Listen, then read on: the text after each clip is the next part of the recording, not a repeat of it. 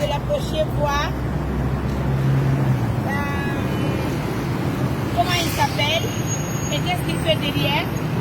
On va s'intéresser parce que c'est très important. Il y a là. Vous allez bien?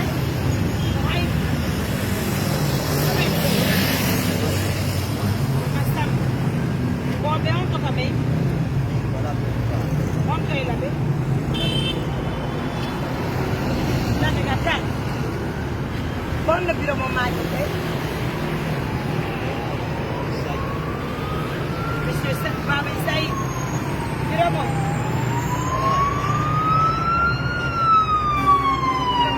Mariame. Bureau, mon, Mariame, Mamady Saïd, on y tient. On nous donne une union d'or. Fouta Djallon, Namoungni Fare, Haute Guinée,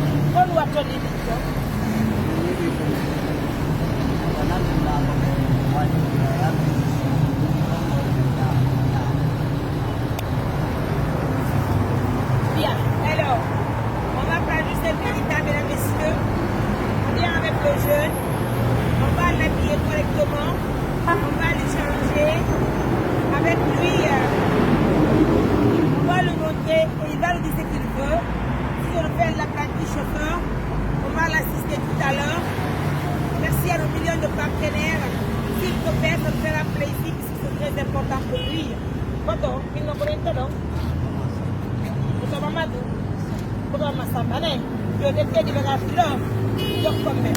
Et pas les yard, je dis que les boules sont comme un dos. Mais c'est ma poêle, mais quoi encore? Nous sommes liés dans la poste, mais sans l'enjeu, mais on n'en sait pas.